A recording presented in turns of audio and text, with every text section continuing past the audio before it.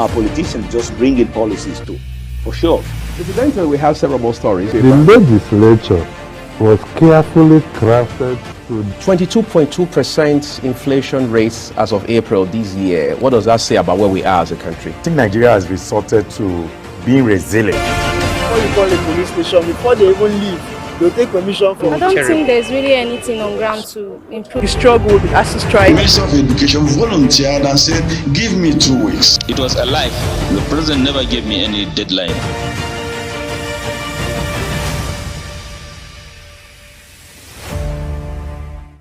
Welcome to Africa's finest breakfast show. It's Global Morning on Global Television. My name is Anthony Lamodi. Welcome you to today's very exciting edition. We're so glad to know you're out there and ready to roll and have a very beautiful, amazing day. Today is the 20th day of November 2024. It means we're almost wrapping up November, and of course, the year 2024 is almost passing by. All right, today happens to be a very historic day for United Nations across the world, talking about the UN Day is for every child, every right. Yes, talking about the United Nations Day. Today is World Children's Day. So it's a celebration of all the children across the world, from Nigeria, the continent, and the other continents of the world. Talking about the World Children's Day, let's let you know that World Children's Day was first established in 1954 as a Universal Children's Day and is celebrated on the 20th of November of each year to promote international togetherness awareness among children worldwide and improving children's welfare, which is very key because they're leaders of tomorrow. November 20th is an important date, as I told you earlier, and it is the date in 1959 when the United Nations General Assembly adopted the Declaration of the Right of the Child. It's also the date in 1989 when the United Nations General Assembly adopted the Convention on the Rights of a Child. Just to let you know that since 1990, World Children's Day also marks the anniversary of the date that the United Nations General Assembly adopted both the Declaration and the Convention on Children's Rights. So it tells you November 20th, truly an amazing day. And you know, it's amazing not just for the children, for mothers and fathers, teachers, nurses, doctors, government leaders, and civil society activists, religious and community leaders, corporate moguls, and media professionals like us here in Global Television, as well as young people and children themselves, can play an important part in making the World Children's Day relevant for their societies, communities, and of course, nations like Nigeria. So, what it means, go out there to ensure that the World Children's Day offers each of us an inspirational entry point to advocate, to promote, and celebrate children's rights, translating into dialogues and actions that will build a better world for our children.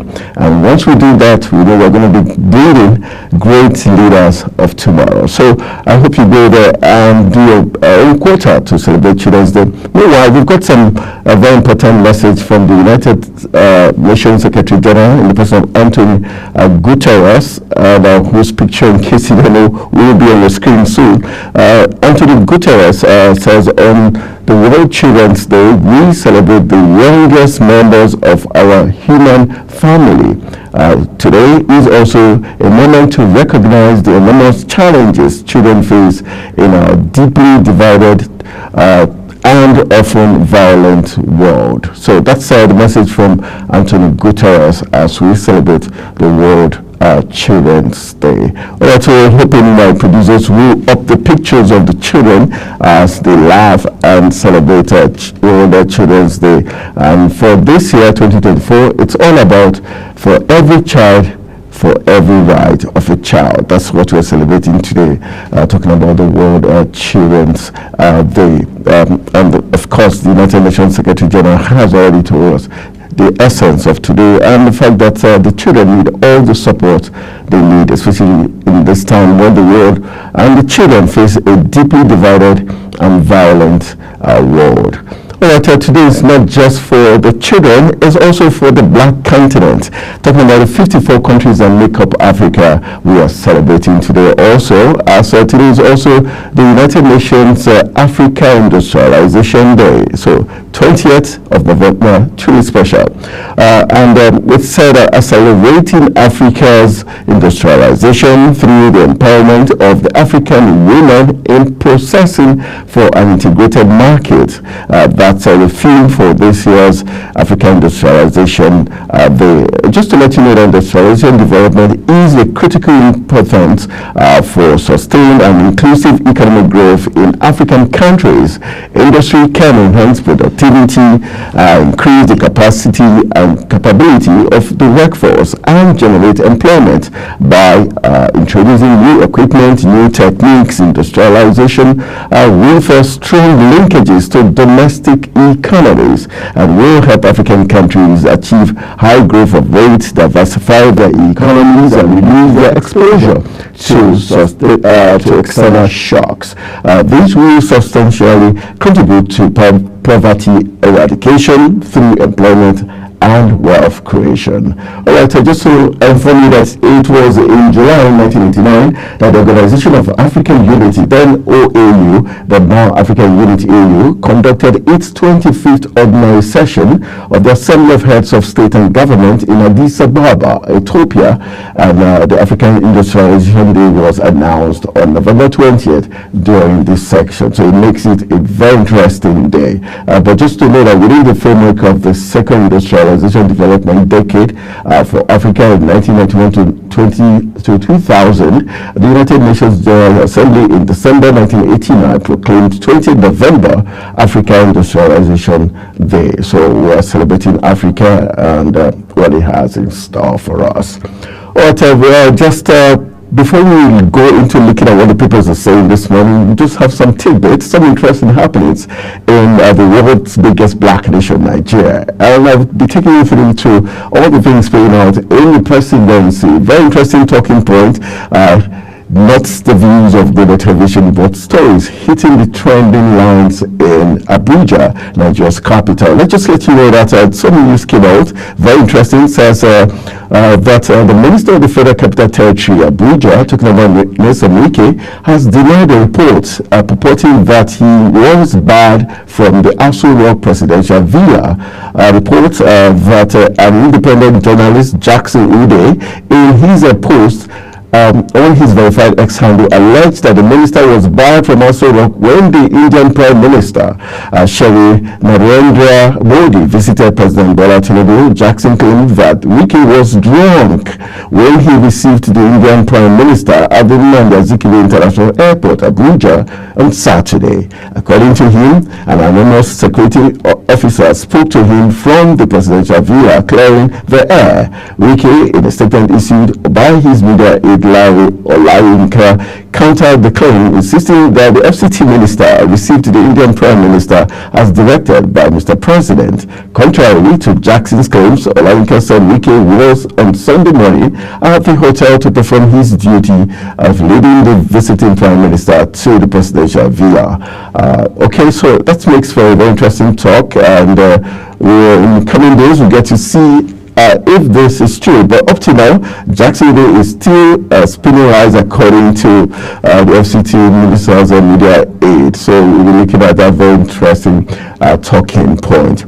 All right, let's take you to something interesting that has to do with just recently. We know that the Auditor General of the Federation did come out with some report as regards 105.66, that's the numbers, 105 billion was misappropriated public funds by MDAs, but this one specifically was more direct. He said an audit report has uncovered financial irregularities totaling 4.64 billion in the Federal Ministry of Works, the housing sector, raising concerns about the systematic non-compliance with financial regulations and procedural procurement laws. The findings contained in the Auditor General for the Federation's annual report cover activities between 2020 and 2021 and review significant lapses in internal controls under the Babatunde Fashola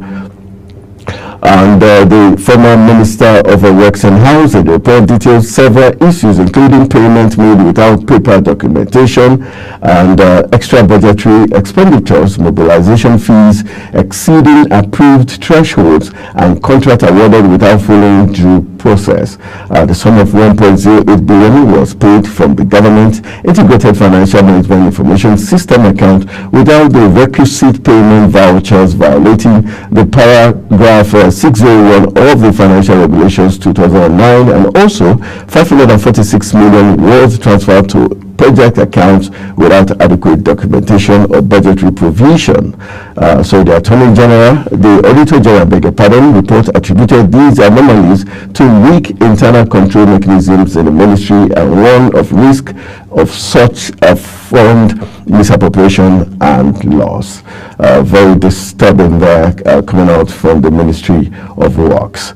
All right, let's go for a very quick break. When we return from the break, we'll be taking you to go to the sub-national levels, where we'll be looking at issues playing out from Benue State, where the former governor has taken someone to court. Stay with us.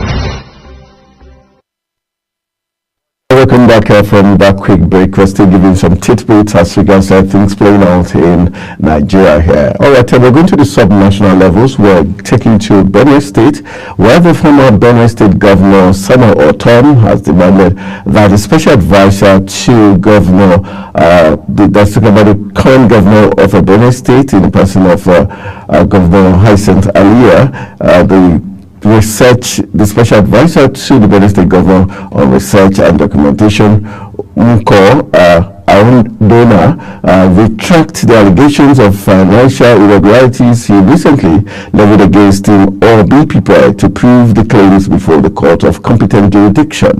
The bad notice issued by Ortom's counsel, Barrister S.E. Irabo, addressed Nko, and right away through the office of the secretary to the Benue State government, said his action amounted to cyber stalking, criminal defamation, malicious falsehood, and laborious online publication against the former governor. According to Rabo, on the 8th November 2024,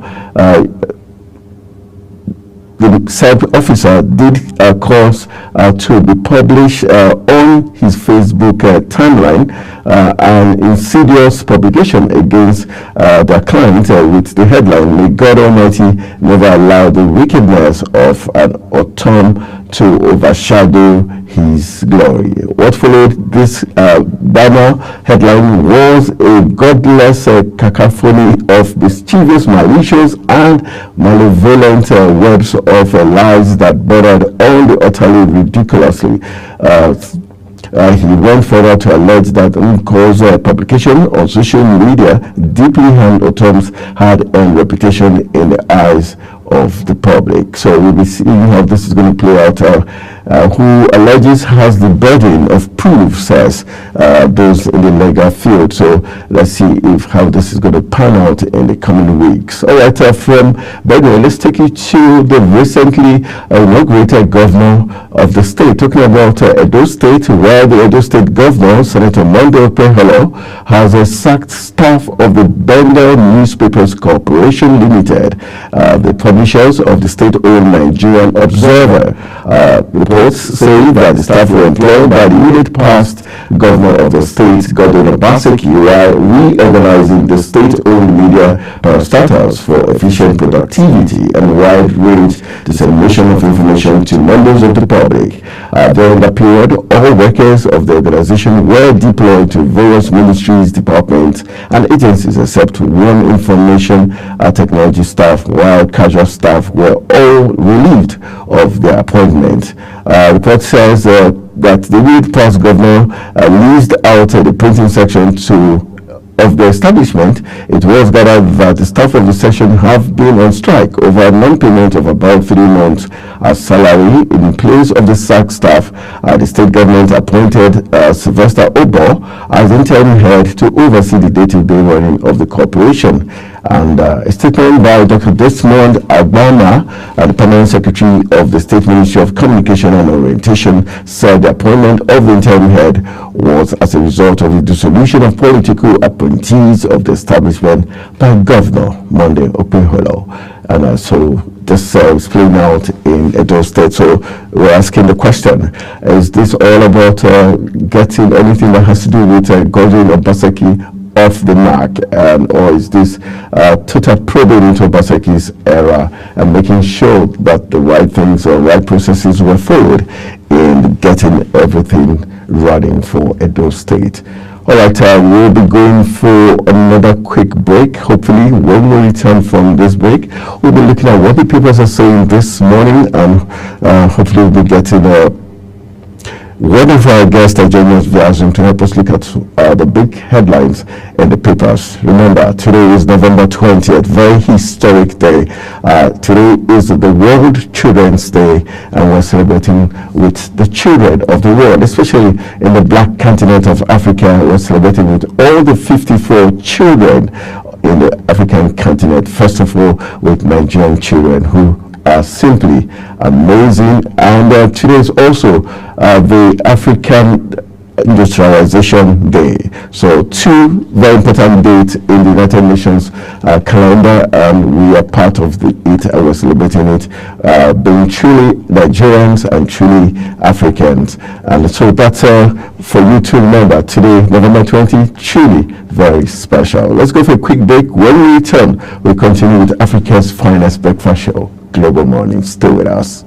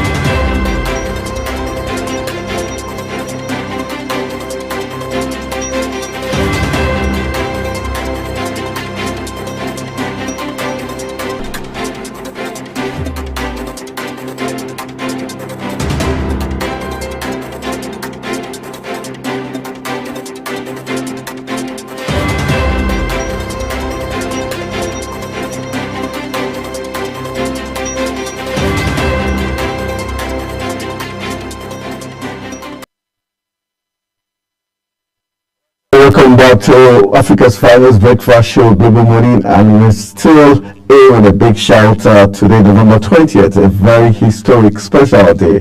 One, because it's Africa's Industrialization Day. Second, because it's World Children's Day internationally all over the world. So we're celebrating all the children across the globe. And happy World Children's Day and happy Africa Industrialization Day. Alright, it's now time for us to look at what the papers are saying right here in Nigeria as we look at the big headlines and the punchy headlines also. We're beginning with the Guardian newspaper as the first national dailies we'll be looking at on what the headlines are saying. We've got a physical hurdle awaits for 47.9 trillion naira budget.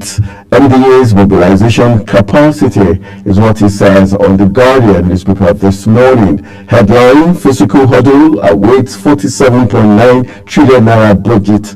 MDA's mobilization capacity is also at stake. We've got a 19.6 trillion naira, 13.07 trillion naira, and you could see the distribution of the budget in the pictorial pictures on the Guardian newspaper. Other headlines from the Guardian says social challenges is the rider there, the kicker. Tinubu wants unrest as Zulum decries IDP camp polygamy is the disturbing story there. It says social challenges is the rider. Tinubu warns of unrest as Zulum decries IDP camp polygamy. You find that big story on page 6 of the Guardian newspaper. And earlier on, I told you the first headline was 2025 appropriation bill is the rider. Physical hurdle awaits 47.9 trillion naira budget. That big story is on page 6 of the Guardian newspaper. All right, other headline stories making the rounds. We've got Ondo Guba poll is another headline there. Ondo Guba poll is the kicker. Ajayi rejects result, vows to take legal action. Ajayi rejects result, vows to take legal action. That story is one of the headline stories, and you find it on page 24 of the Guardian newspaper. And we're still looking at what the Guardian newspaper is saying. The next headline says, Senate and Vice President bid Uba Farewell with glowing tributes. That story is a sober one for reflection, and you find that big story on page 5 of the Guardian newspaper. It says that the Senate and the Vice President Kashim Shettima bids Uba Farewell with glowing tributes. You find that big story on page 5. And then we've got food insecurity is the next headline story there. Food insecurity threatens Nigeria's stability and future, says Minister. Food insecurity threatens Nigeria's stability and future, says Minister. And the only way you can find out is flip to page 5 of the Guardian newspaper. And the next one on page 28 of the Guardian comes this headline. Federal government revokes directives relating to NYSC posting restrictions. Federal government revokes directives relating to NYSC posting restrictions. Page 28 is where you find this very interesting story. It means the federal government, are they trying to remove the restrictions on posting as regards the NYSC, talking about National Youth Service Corps? Find out what the federal government is truly revoking when it comes to directives relating to the NYSC posting restrictions. And that big story is on page 28 of the Guardian. All right, moving on, we've got other headlines, and these are from the judiciary. It says the Falana underscores right to free education, flays errant state government. Falana underscores right to free education, flays errant state government. And page 7 will find that story, which relates with November 20th, 2024, which is the United Nations Children's Day, and one of the rights of the children of the world is the right to education. And here's Femi Falana speaking here. He says, Falana underscores right to free education, flays errant governors. That's the big story there on page 7, where you can flip into and you find details of that very intriguing story. All right, coming from the Niger Delta axis comes this very story. Tompolo accuses Navy of aiding oil thieves. This is the second time he's doing this, and the big question is, why are the anti-graft agencies not swooping on this? I have to find out if there's some truth within this smoke. And Tompolo accuses Navy of aiding oil thieves is the big headline story, and you find the details of this controversy on page 27 of The Guardian. Tompolo accuses Navy of aiding oil thieves is the headline story coming from The Guardian. And flip to page 27 and you'll get the details of this strong accusation. Alright, just as we wrap it up with The Guardian, just to let you know that the big headline on The Guardian remains 2025 appropriation bill is the kicker there. Physical hurdle awaits 47.9 trillion naira budget, and on page 6 is where you find it with the pictures there of the distribution from oil revenue target of 19.6 trillion naira to deficit of 13.07 trillion naira, and we've got the non-oil taxes of 5.7 trillion naira. Then we've got government-owned enterprises 2.87 trillion naira, independent revenue 3.6 trillion naira, and other sources 4.8 trillion naira. So these are the ways the federal government intends to, make up as regards the use of the 47.9 trillion naira budget for 2025. All right, let's move on to other papers making the rounds from The Guardian. We've got the Daily Trust next for review. I'm flipping into the Daily Trust. We've got some very interesting headline story coming from the Daily Trust. It says, 5 soldiers and 30 terrorists killed as Boko Haram attacks troops in Borno. 5 soldiers, 30 terrorists killed as Boko Haram attacks troops in Borno. That's coming from the Daily Trust this morning. And from the Daily Trust, let's see other headline stories from the Daily Trust. We've got 13 months after Tinubu yet to appoint ambassadors. Headline story, 13 months after President Tinubu yet to appoint ambassadors. What's holding back Mr. President is a big question. And if you flip to the Daily Trust, you might just find the answers waiting for you there. Alright, moving on. Why Enugu is spending 33% of budget on education, says Mba. Why Enugu State is spending 33% of its budget on education.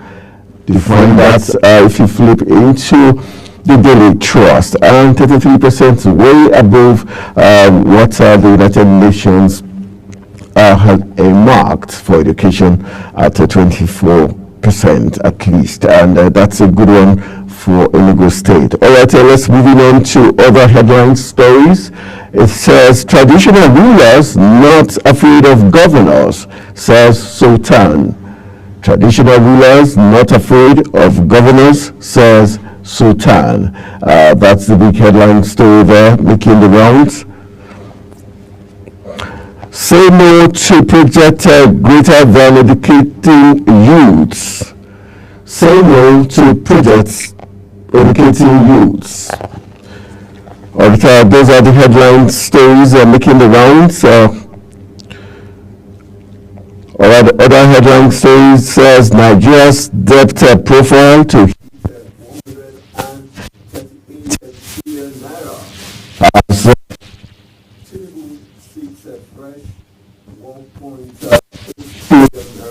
the headline stories to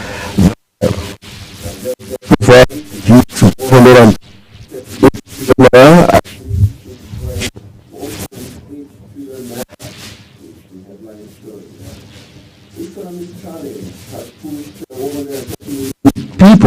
into poverty.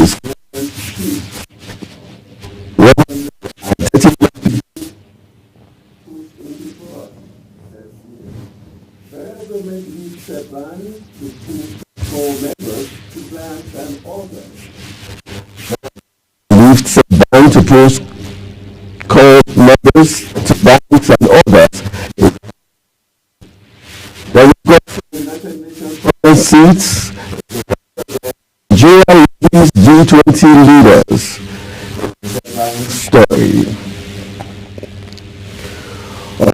Some of the stories are from the Daily Trust. A very quick. The other pictures are making the round. We've got at the point and Daily Trust up next. After this break, please stay there.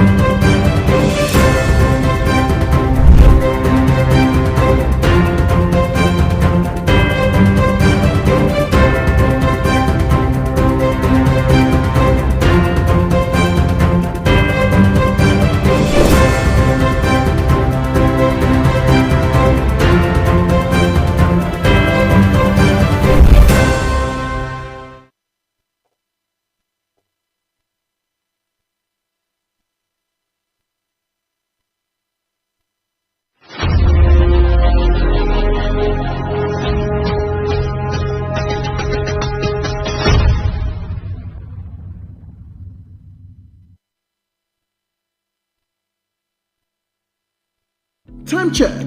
It's midday. Then it's Midday Discourse. Midday Discourse is a program that covers trending local and international news, current issues, and human-related topics. Join Samuel Odi weekdays 1 p.m. on Global Television. The discussion starts here. Business Point on Global Television. The business world can be dynamic and unpredictable, with headwinds and volatility sometimes becoming an obstacle for players in the business and economy landscape. Watch Business Point on Global Television as Samuel Odi walks you through the twists, turns and curves in bonds, stocks and crucial market indices from a global standpoint. Watch Business Point weekdays on Global Television at 11 a.m. West African time. Business Point. This is business.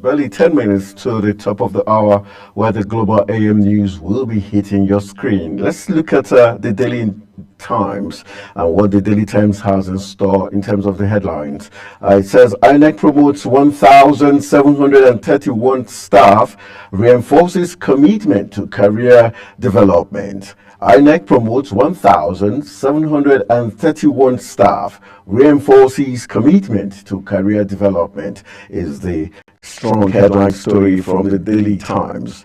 We've got Senate raises alarm on Auditor General's report uncovers a 105.6 billion fraud in MDAs. Senate raises alarm as Auditor General's report uncovers 105.6 billion naira fraud in MDAs. That's the headline story there. We've got Tinubu submits the 2025 budget to National Assembly for approval. Find that big story on page 8 of the Daily Times. We've got Senate holds a validatory session for late Senator Ifeanyi Ubah. Page 7 is where you find details of that. Reno Omokri under fire for Yahoo Girl remarks on Pastor Becky Eneche. That's on page 3. Then we've got Tinubu seeks Senate approval for 1.76 trillion naira external borrowing plan. Tinubu seeks Senate approval for 1.76 trillion naira external borrowing plan. Page 2 is where you get details of that borrowing plan. And we've got other headline stories. It says Senator Mrs.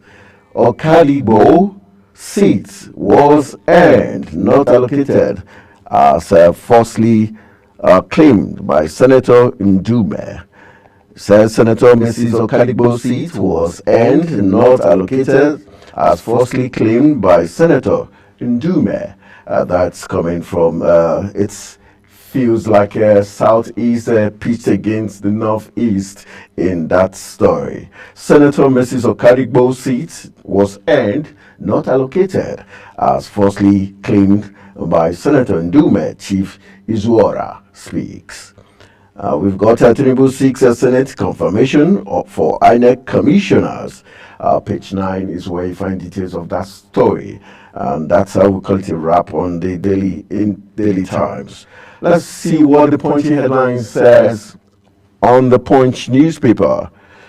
From the Punch newspaper comes the headline story: Damagun, there's a PDP crisis, is the kicker. Damagun to remain chair as NWC and state chairman meets. PDP crisis is a rider. Damagun to remain chair as NWC and state chairman meet. That's the headline story there from the Punch newspaper, with a pro-Wike group governors insist on keeping Damagun till October 2025 as NEC meeting tops agenda. Page 2 is where you find that story. 5 soldiers and 50 terrorists killed, NSCDC agents missing in Borno and Niger State. Very disturbing. 5 soldiers killed, 50 terrorists killed, and the NSCDC agents missing in Borno. And other headline stories.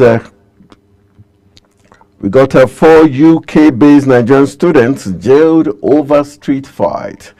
4 UK-based Nigerian students jailed over street fights. You find that story on page 4 and 6 of the Punch newspaper. And other Punchy headlines says Ajayi heads to court as Ayedatiwa gets certificate of return. Page 2 is where you find that Punchy headline story. We've got agents petition NCAA as foreign airlines sell tickets in dollars. Page 22 is where you find this disturbing trend. Agents petition NCAA as foreign airlines sell tickets in dollars. And that's the headline story there.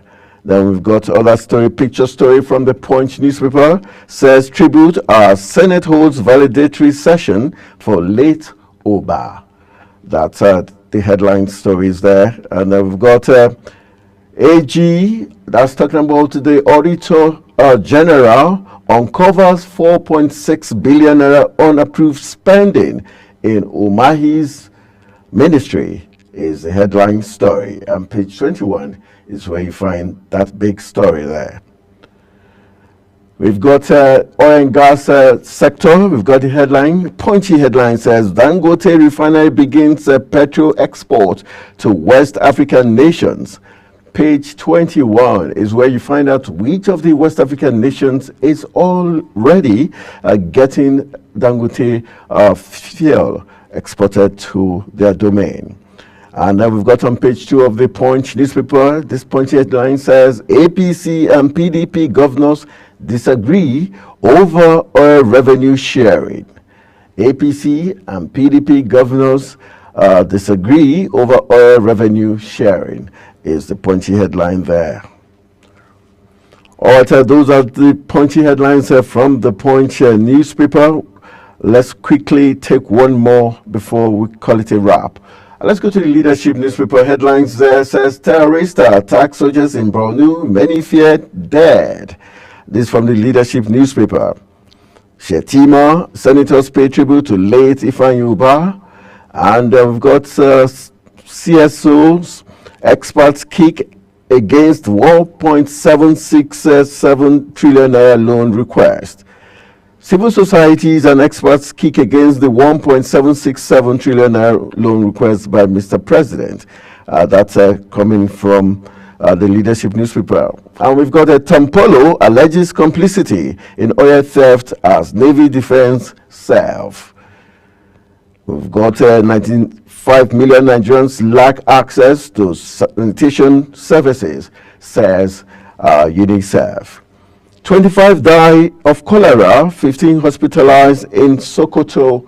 That disturbing story you find on page 14 of the Leadership newspaper.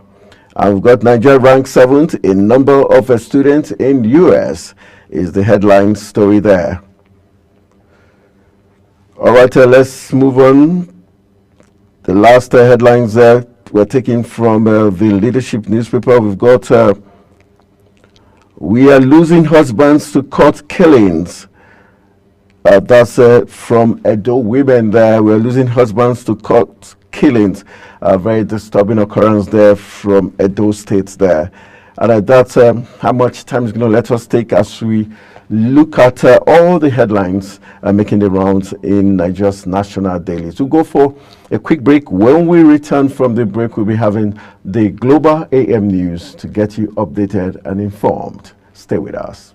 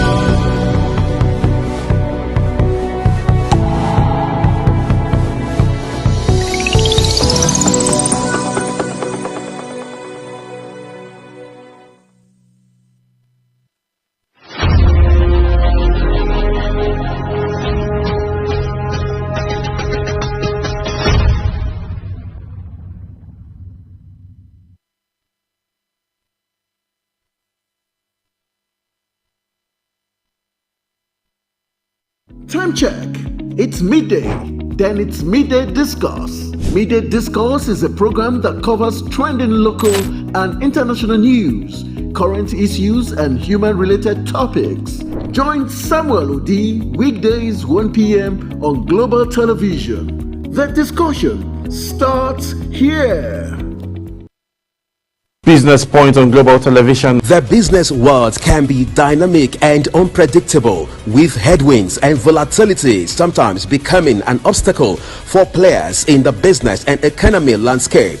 Watch Business Point on Global Television as Samuel Oji walks you through the twists, turns and curves in bands, stocks and crucial market indices from a global standpoint. Watch Business Point weekdays on Global Television at 11 a.m. West African time. Business Point. This is business.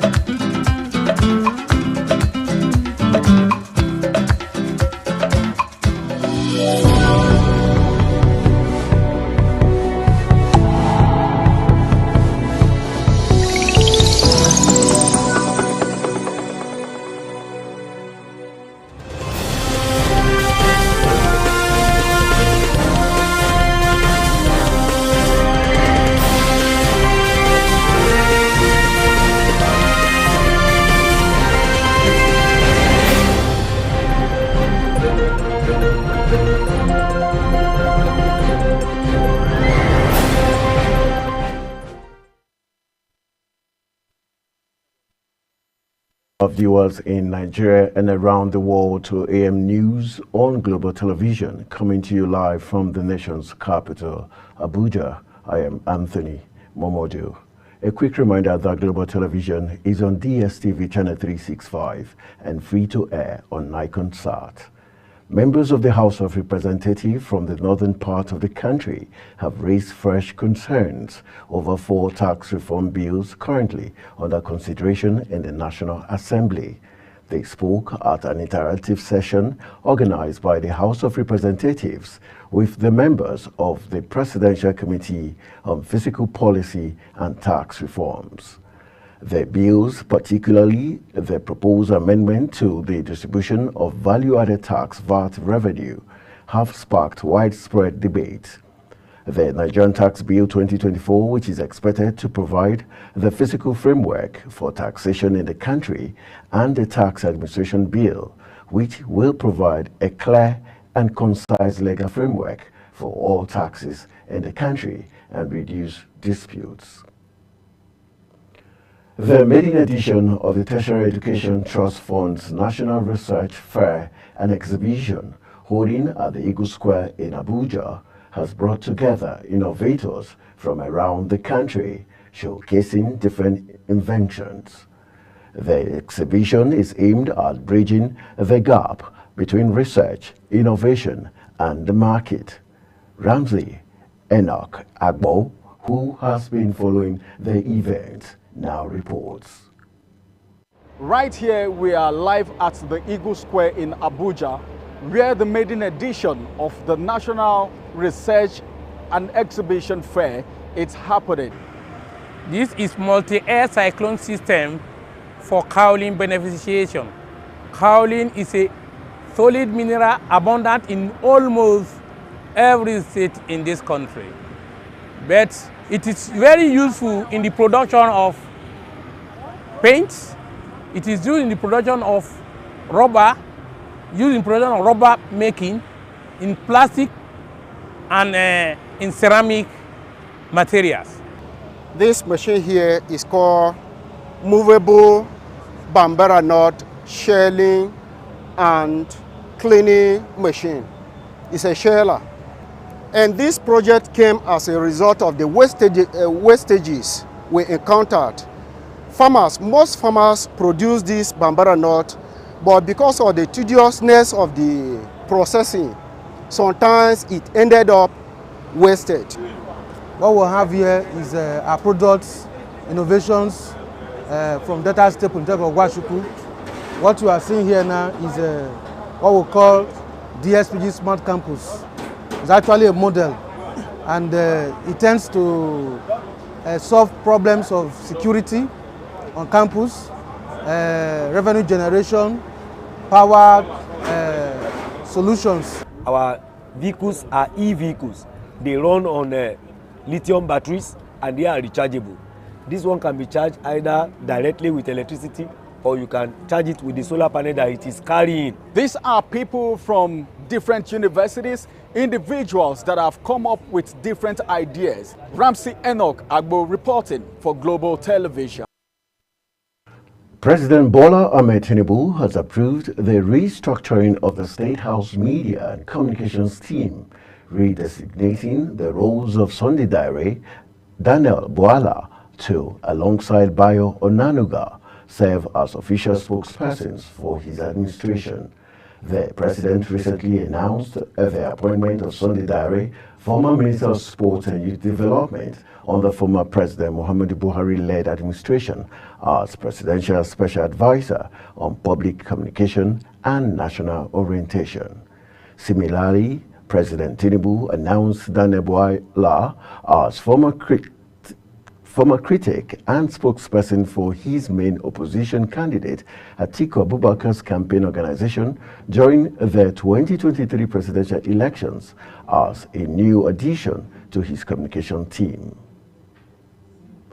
Minister of Federal Capital Territory, Nyesom Wike, has approved the immediate payment of 70,000 naira new minimum wage for all administration staff. This was contained in a statement signed by the press secretary to the head of the civil service of the FCT, Anthony Ode, and made available to journalists. President Bola Tinubu had signed the new minimum wage bill into law in May 2024, approving 70,000 naira for workers, following months of negotiation with organized labor. President Bola Tinubu has written to the National Assembly to seek the approval of a fresh $2.2 billion as a new external borrowing plan in the 2024 Appropriation Act. The President's request was contained in a letter read by the Speaker of the House of Representatives, Tajuddin Abbas, during plenary. If approved, the loan will be used to parts finance the budget deficit of 9.7 trillion naira for the 2024 budget. The President has also forwarded the 2025-2027 medium-term expenditure framework and the fiscal strategy paper to the National Assembly for consideration and approval. Tinubu also sent the National Social Investment Program Establishment Amendment Bill to make the social register the primary tool for implementation of the federal government's social welfare programs. President Bola Tinubu has sent the name of Ondo Resident Electoral Commissioner Feyi Ebiyemi to the Senate for approval. He also submitted the names of two federal commissioners, Tuku Abdul Razak and Professor Sunday Aja. The Senate President, Godswill Akpabio, read the correspondence during the plenary session. The request has been referred to the Committee on the Independent National Electoral Commission, which is expected to review the nominations and report back promptly. Anambra State Governor Chukwuma Soludo has presented a 607 billion 2025 draft budget proposal to the State House of Assembly. Presenting the budget to the House, Soludo, who labeled the budget Changing Gears 2.0 with an emphasis on acceleration and execution, stated that it represents a 48% increase compared to the 2024 budget of 410 billion naira. He noted that the capital budget constitutes 77% of the total budget size, while recurrent expenditure accounts for 23%, reflecting the same ratios as in 2024 budget. He also noted that the budget deficit is estimated at 148.3 billion naira, which is 24% of the budget compared to 30% in 2024 budget. The Edo State Governor, Monday Okpeholo, has commenced the construction of a flyover at the Ramat Park, Benin, as part of immediate efforts to reduce traffic congestion in the city. This was contained in a press statement by the governor's chief press secretary, Fred Itoa. He said Okpeholo has assured the people that his administration would also construct 2 more flyover bridges at the Donsin Road Junction and the Sapele Road and Adesuwa Road Junction, all in Benin City. Okpeholo said Ramat Park is a gateway to Benin City and other parts of the country, and that the construction of the bridge would provide ease of life for motorists in Benin City and commuters along the 2 corridors of Benin Auchi Expressway and Benin Asaba Expressway. Rivers State Governor Sim Fubara has promised to reconstruct the Creek Road Market in Old Port Harcourt Township into the ultra-modern facility that will afford traders a conducive trading environment and give the city a new look. The governor explained that the decision stems from the commitment to achieve a wholesome implementation of the urban renewal policy of his administration, which puts the people first. Fubara made the promise when he visited the market to see how trading activities take place within the entire Creek Road and adjoining streets. The Sultan of Sokoto, Sahada Muhammad Abubakar III, has countered the notion that traditional rulers are afraid of governors.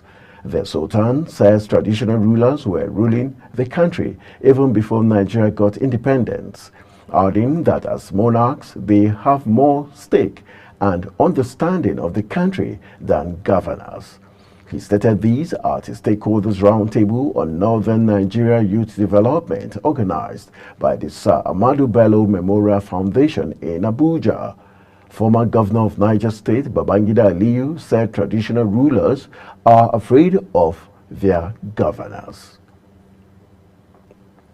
The Borno State government, in collaboration with the United Nations Children's Fund, UNICEF, has unveiled a roadmap aimed at eradicating open defecation across the state's 27 local government areas. Speaking during the unveiling of the initiative in Maiduguri, the state capital, Governor Babagana Zulum urged residents to embrace the campaign and support efforts to achieve an open defecation-free Borno. Zulum, who was represented by his deputy Umar Kadafo, highlighted his administration's commitment to addressing critical issues across sectors such as education, transportation, infrastructure, and health over the past 6 years. The Federal Road Safety Corps Marshal Malam Shehu Mohammed has directed the immediate clampdown on the proliferation of fake diplomatic and other unauthorized number plates as seen on some vehicles plying Nigerian roads. Mohammed said this in a statement issued by the Corps Public Education Officer Olusegun Ogungbemide in Abuja.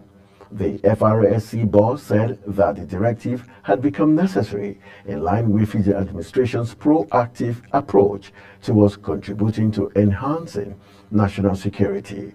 He said that the identified number plates were fraudulently produced by suspected criminals, as they were neither produced by any of the production plants of the FRSC in the country nor issued by the motor licensing authorities of states. You're watching AM News on Global Television, coming to you live from Nigeria's capital, Abuja. When Global AM News returns, President Tinubu sacks Pension Transitional Arrangement Director Bus. Details of these as well as foreign and sports stories coming right after this break. Please stay with us.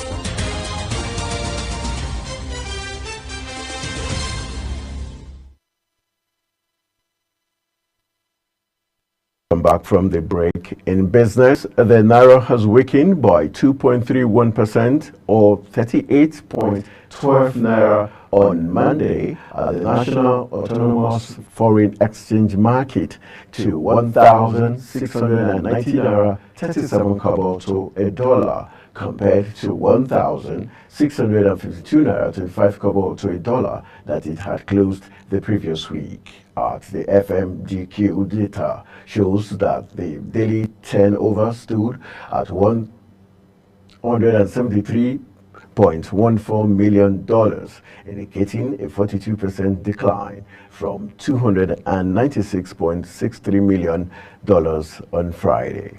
At the parallel market, the Naira closed at 1,735 Naira to the dollar, a strengthening from 1,740 Naira in the previous trading session.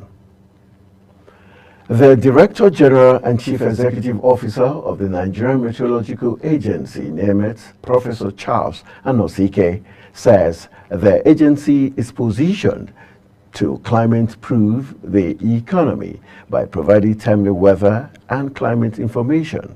Professor Anosike spoke while welcoming participants to a one-day workshop on understanding the landscape of agro-meteorological data, resources, and processes for facilitating climate-smart agriculture adoption. Professor Anotike says the workshop aims to help the participants understand the landscape of agro-meteorological advisories in Nigeria. The workshop allows critical stakeholders to map the climate information advisories that are critical to smallholder farmers and livestock keepers. President Bola Tinubu has relieved Dr. Chioma Ejikeme of her duties. This is coming 13 months after she was reappointed for another 4 years in office as the Executive Secretary of the Pension Transitional Arrangement Directorate. In a statement by the head of the Corporate Communications Unit of Pension Transitional Arrangement Directorate, Olubenga Ajayi, the President announced that Tolulope Odunaya has been appointed the new Executive Secretary of the Directorate. The statement noted that Odunaya officially assumed office on November 18, 2024 as Directorate's headquarters. Odunaya succeeded Ejikeme, who served as Pension Transitional Arrangement Directorate Executive Secretary from August 2019 to November 2024. The Nigerian Civil Aviation Authority has introduced stringent measures to further guide against passengers' delayed luggage by airlines. The agency's statistics indicate that Air France had the highest number of missing baggage, with 2,075 among foreign carriers flying into Nigeria. However, in compliance with the Nigerian Civil Aviation regulations, the regulatory agency is imposing fines of $170 and 10,000 naira on foreign and local airlines, respectively, for delayed passengers' luggage as a first measure. Additionally, the regulatory agency said that such delayed luggage must be delivered to the affected passenger on international routes within 21 days, while for local flights, it must be delivered within 7 days. The federal government plans to allocate a significant portion of its budget to debt servicing between 2025 and 2027, outpacing allocations for capital expenditure. This is based on the recently approved 2025-2027 medium-term expenditure framework and fiscal strategy paper, which projects debt servicing costs at 50.39 trillion naira for 3 years, surpassing the 48.93 trillion naira earmarked for capital expenditures. The rising debt servicing costs, which are expected to grow by 26.7% from 15.38 trillion naira in 2025 to 19.49 trillion naira in 2027, pose concerns about fiscal sustainability. The Yola Electricity Distribution Company has announced the commencement of the deployment of 1,880 prepaid meters to Band A customers under the Meter Asset Fund scheme. The initiative targets Band A customers who ceased receiving electricity subsidies in April and aims to ensure accurate billing and improved customer satisfaction. The distribution process, which has received approval from the Nigerian Electricity Regulatory Commission, includes 1,500 single-phase meters and 380 three-phase meters. Installation will be carried out by approved vendors from November 18 to November 30th, 2024. The Bauchi State Governor Bala Muhammad has called on the federal government to explain why Nigerians ceased to directly enjoy the country's oil and gas subsidies as it was before. Muhammad, who insisted that the federal government must be transparent in its distributions of the country's resources, made the statement when the Minister of Finance and Coordinating Minister of Economy, Wale Edun, paid a courtesy call on him ahead of the 2024 conference for the National Council on Finance and Economic Development Bauchi State is hosting. According to Mohammed, the explanation is necessary because Nigerians have not benefited from their oil and gas resources since the administration of President Bola Tinubu came into power. He emphasized that the federal government must double the effort in oil production and resources distribution to states. The Nigerian National Petroleum Company Limited, NNPCL, has explained why it could not deliver the much-awaited Port Harcourt Refinery Company. This is coming 2 months after the September completion deadline. NNPCL's Chief Corporate Communications Officer, Olufemi Soneye, in an interview said the company encountered risks and challenges while carrying out the rehabilitation being a brownfield project. He noted that the company began the commissioning of critical equipment and processing units after the mechanical completion in Nigeria. Recall that mechanical completion of the Port Harcourt Refinery Company revamp was successfully achieved several months ago, marking a significant milestone in the project. He, however, stressed that work is being carried out to ensure the project's completion. On the foreign scene, in a significant escalation of the conflict, Ukraine has used US-supplied long-range missiles to strike a military facility in Russia's Bryansk region.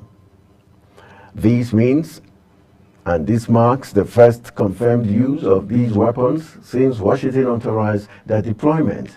The Russian Ministry of Defense stated that the attack occurred at 3:02 a.m. local time and it involved 6 ballistic missiles. While 5 were intercepted by Russian air defenses, debris from the 6th missile struck a military site, causing a small fire. The military reported no casualties or significant damage. Meanwhile, Russian President Vladimir Putin has signed a decree permitting Moscow to use nuclear weapons against non-nuclear states if they receive support from nuclear powers. The announcement coincided with the 1,000th day of Russia's military offensive in Ukraine. It follows the recent decision by the United States to allow Kiev to deploy long-range missiles targeting military sites within Russia.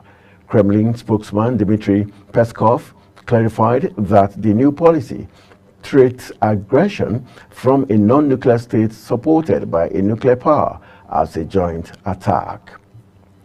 Meanwhile, the group of 20 world leaders inaugurated a global alliance against hunger and poverty during the opening session of the 19th Heads of State and Government Summit ongoing in Rio de Janeiro in Brazil.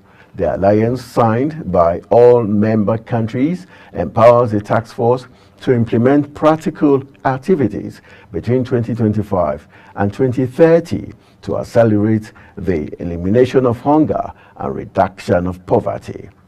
President Luiz Lula da Silva of Brazil said the alliance, which was pre-launched in July, already had the support of more than 80 countries, in addition to dozens of government and civil society organizations across the world.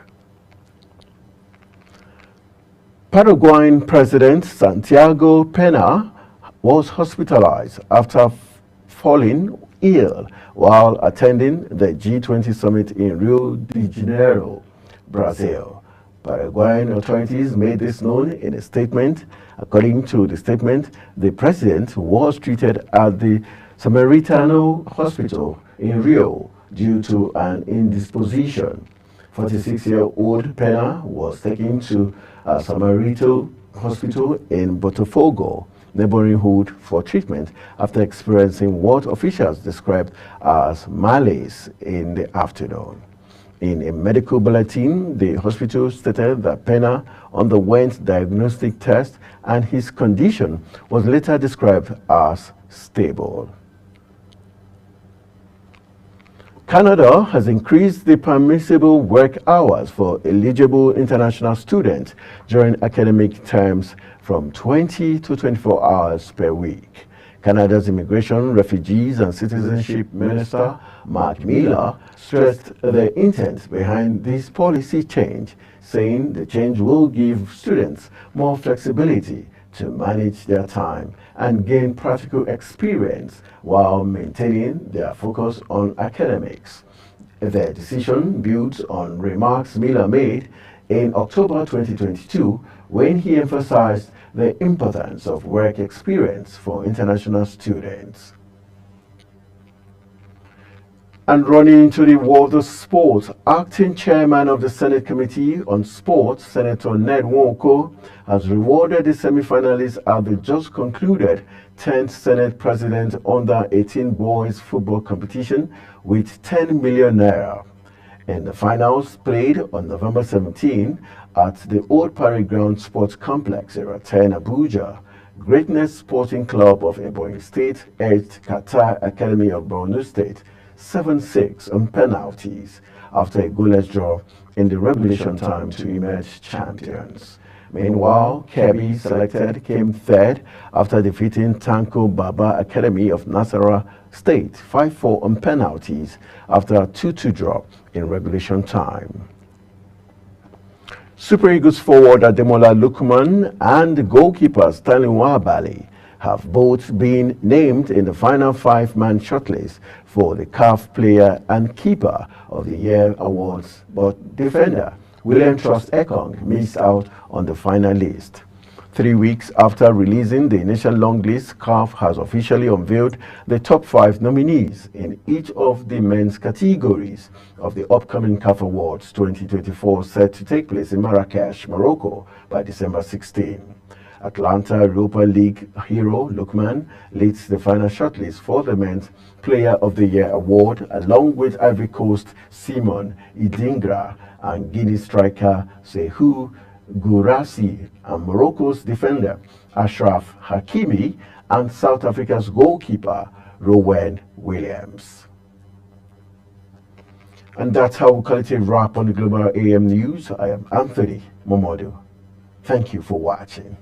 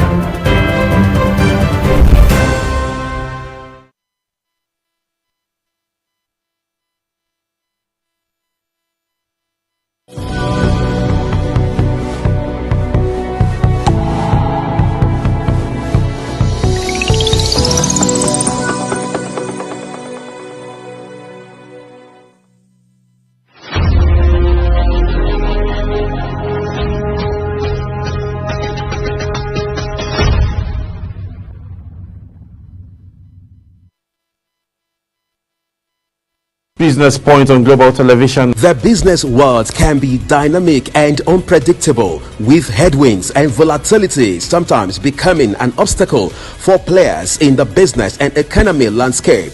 Watch Business Point on Global Television as Samuel Oji walks you through the twists, turns and curves in bands, stocks and crucial market indices from a global standpoint.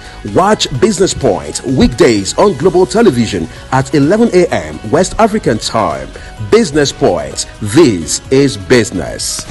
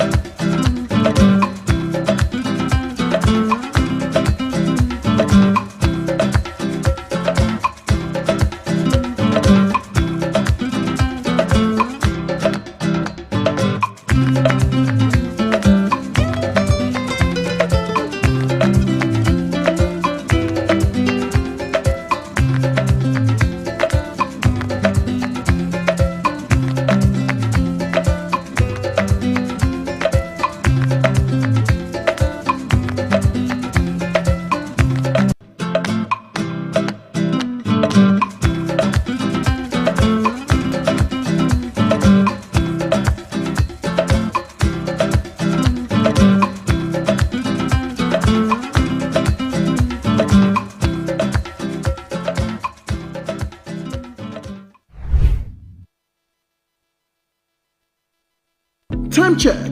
It's midday. Then it's Midday Discourse. Midday Discourse is a program that covers trending local and international news, current issues, and human-related topics. Join Samuel Odi weekdays 1 p.m. on Global Television. The discussion starts here. Business Point on Global Television. The business world can be dynamic and unpredictable, with headwinds and volatility sometimes becoming an obstacle for players in the business and economy landscape. Watch Business Point on Global Television as Samuel Odi walks you through the twists, turns and curves in bands, stocks and crucial market indices from a global standpoint.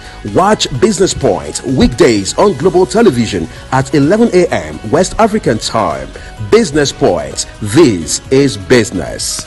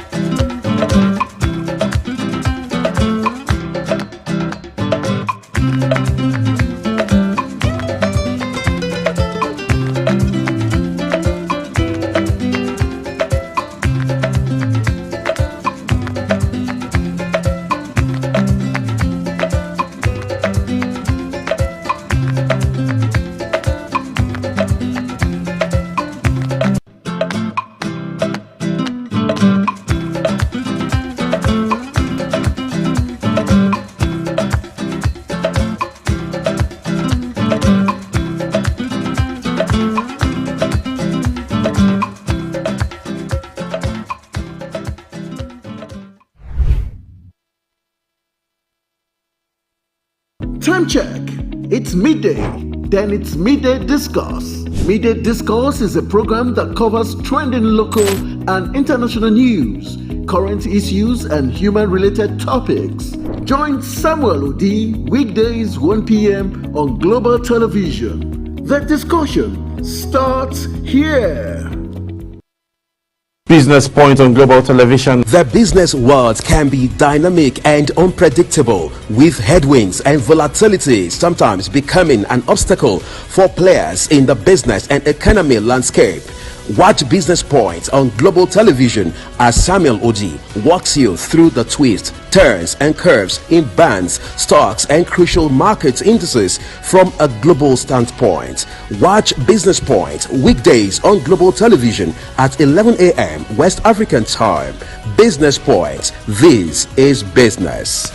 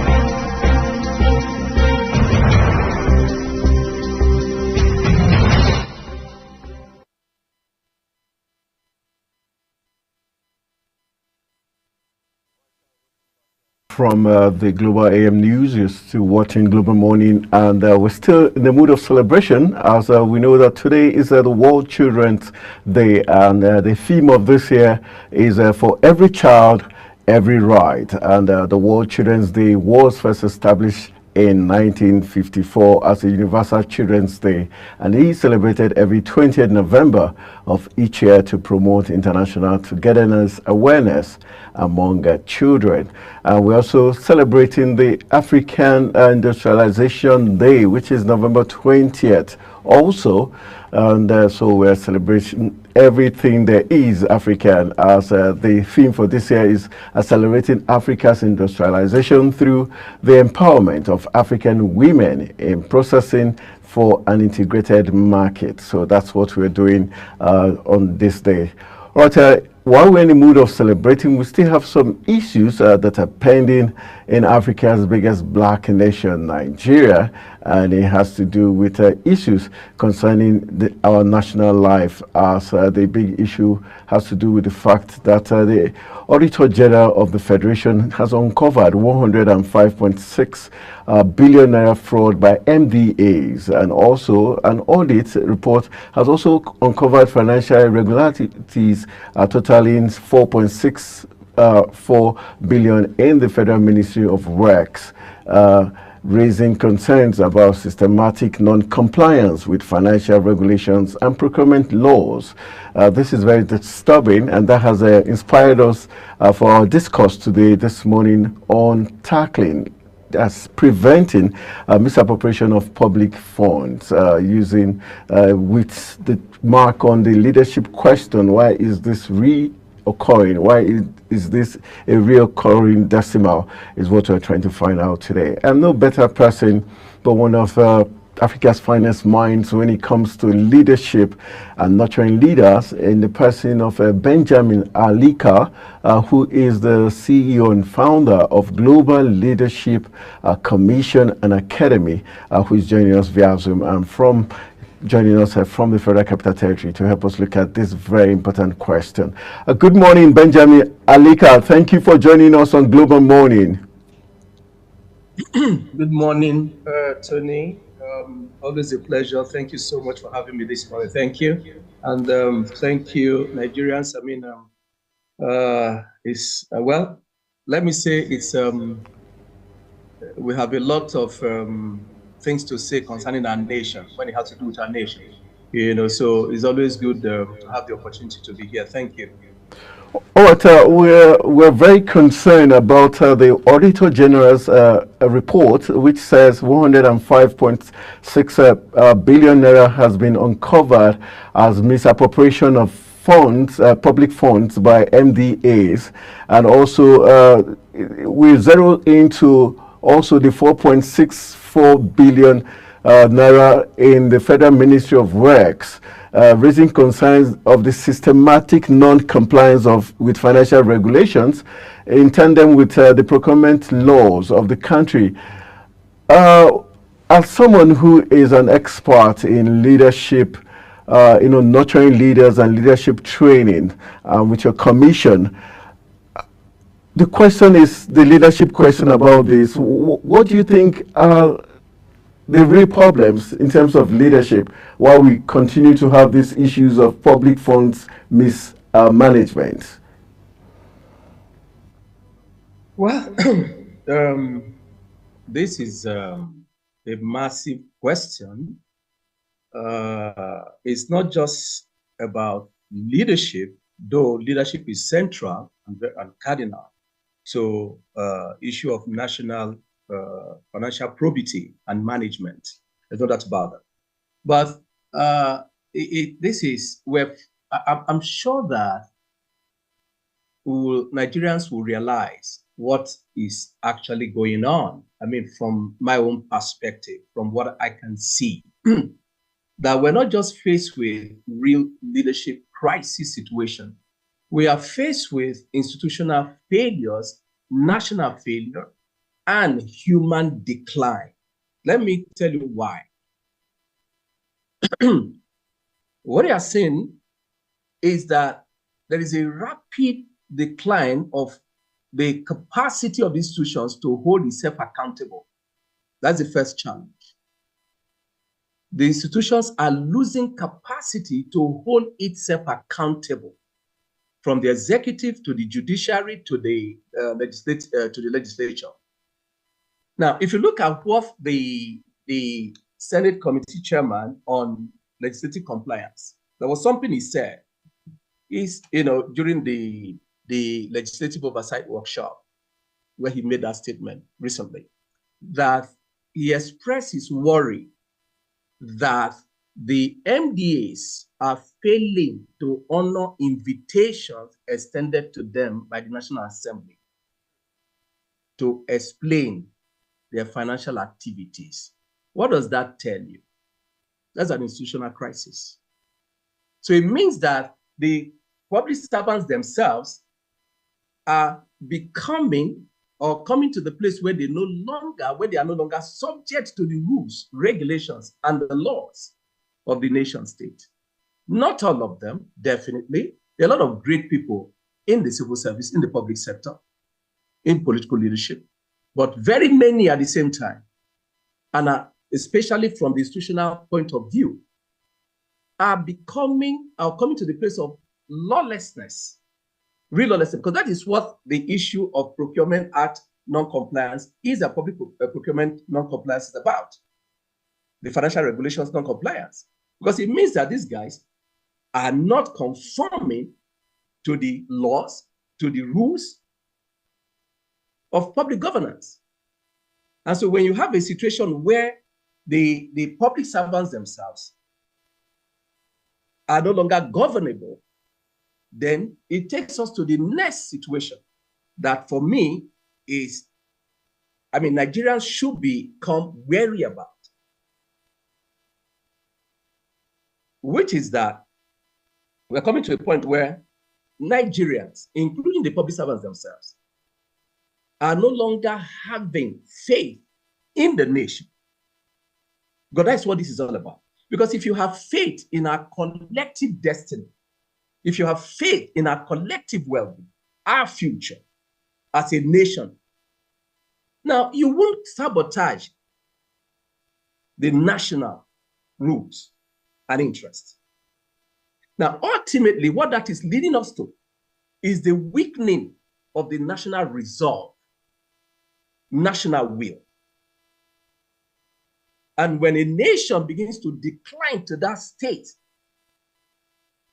of not having national will to confront its challenges, then we're moving towards the place of failing state. And God forbid that. Because what happens typically is that the ordinary people will now begin to force themselves towards self-survival. And it becomes a national crisis. So now, they bringing it to leadership. Yes, what is happening is that there is a systemic leadership failure. And it didn't start today. No, it didn't. Because the leadership we have had over the years, we have seen the tendency towards sectional interest, religious interest, tribal interest, nepotism, rather than national interest. And over the years, this tendency towards non-state loyalty and allegiance, total loyalty, has eroded the centeredness of what could have defined the centeredness of our nation. National pride, national sense of belonging, hope. So when we concentrate on our selfish interests to the detriment of the national interest, over times, it results to a situation like this. Now, let me say this. The immediate past Auditor General was said to have, in fact, he was eventually arraigned and charged to court for allegedly stealing over 80 billion naira. You are just talking about 105 billion naira. That's laughable. What is 105 billion compared to what is going on? That is laughable, my brother. What's going on? Now, one person, Auditor General, that is supposed to be the custodian of the financial conscience of the nation, stealing 80 billion. Who's supposed to play oversight?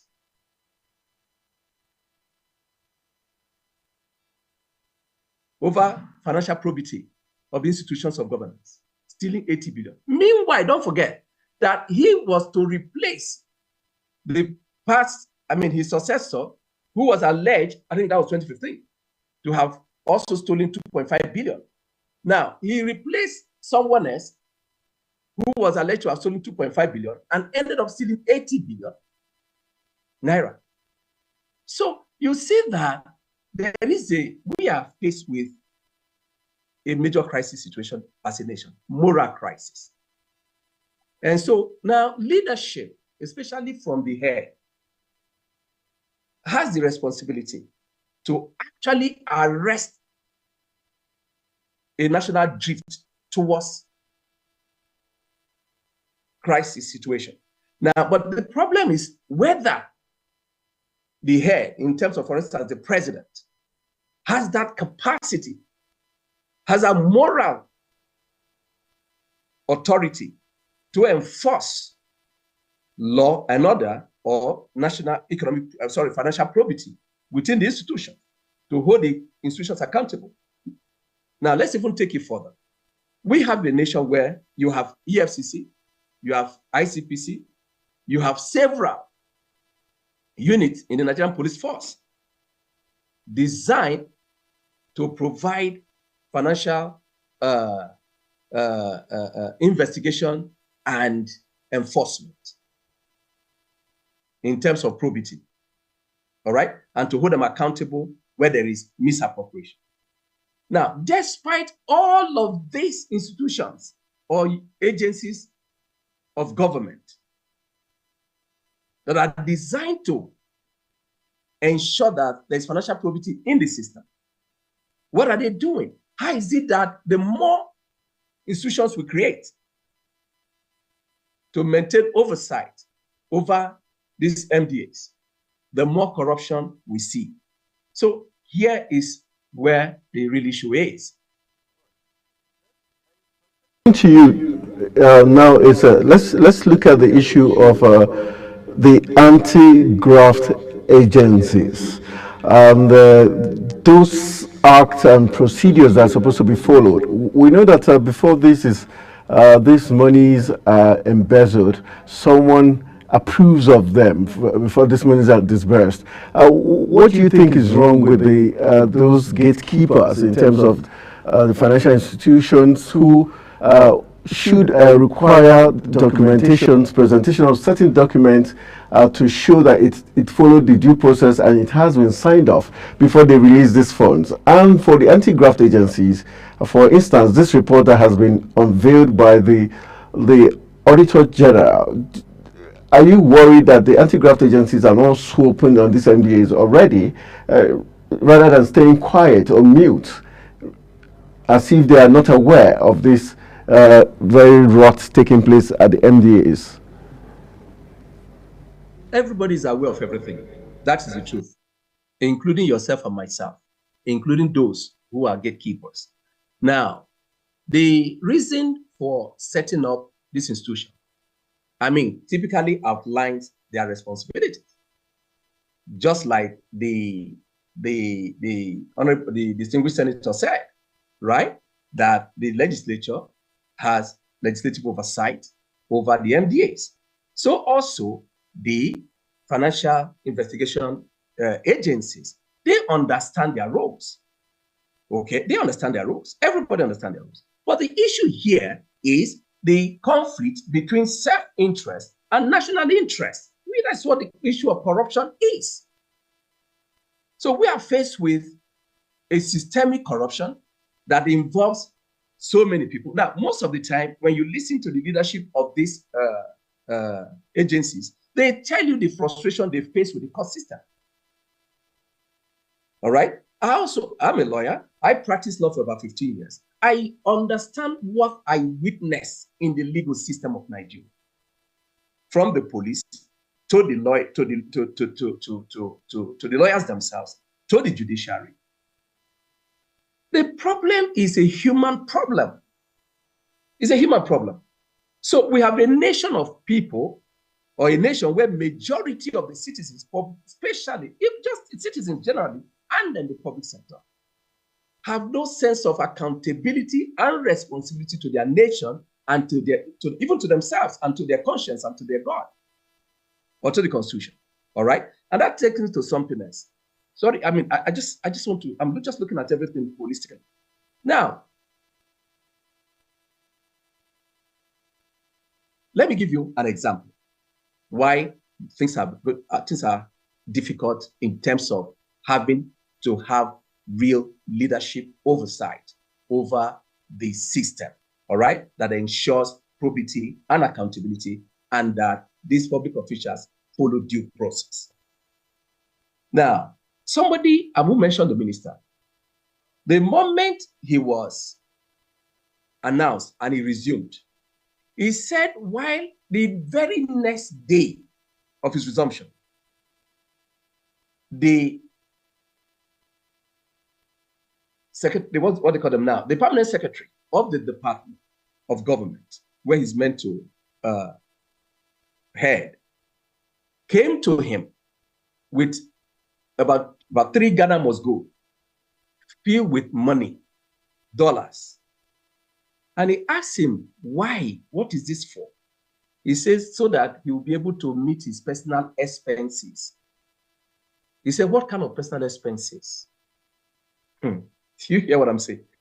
And the guy, because of his moral standing, because he's a person of honor, walked this public officer out of his office and asked him to take the money away. Now, that's exactly what happens. So you corrupt everybody. You corrupt those who are in the system. Because if you have 80 billion to spend, now what happens? You are able to beat the system. All right, so steal more and then corrupt the system more. And then everybody continues to be corrupted and then the system continues to be compromised. So the issue here is whether we are seeing the consequences of our actions as a people, especially the public servants. Are they seeing that the nation is sinking? Now, listen again. We have a nation that over how many percent? 80% of our national budget goes for debt servicing, right? We're spending about 80% of our national revenue on payment of, not even payment of the capital, but to service the debts. We are borrowing to sustain governance, as it were. Yet, these people are looting and stealing the money. Inflation is destroying our economy. Productivity is low for many reasons. So we need to focus on what is the solution right now for me. Can the system correct itself? Now, that is a big question to answer. All right? Can this system correct itself the way we're going? I doubt it. And so if I'm going to preempt your next question, which is, what is the solution? Or maybe I should wait for you to answer that question. But for now, this is my response to your last question, please.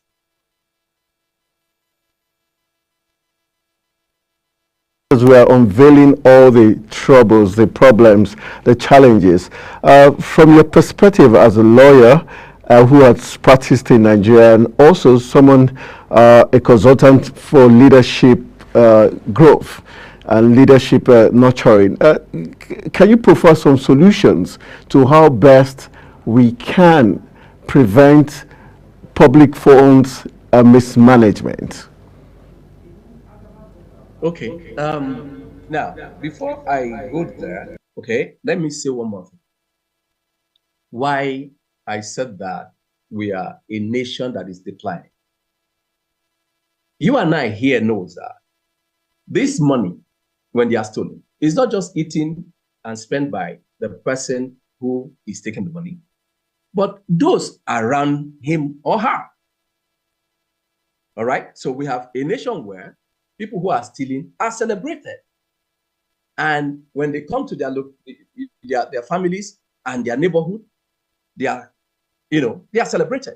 All right. So the first thing towards solution is that the Nigerians themselves, we must decide. I mean, we must come to a point where we have to decide to say enough is enough.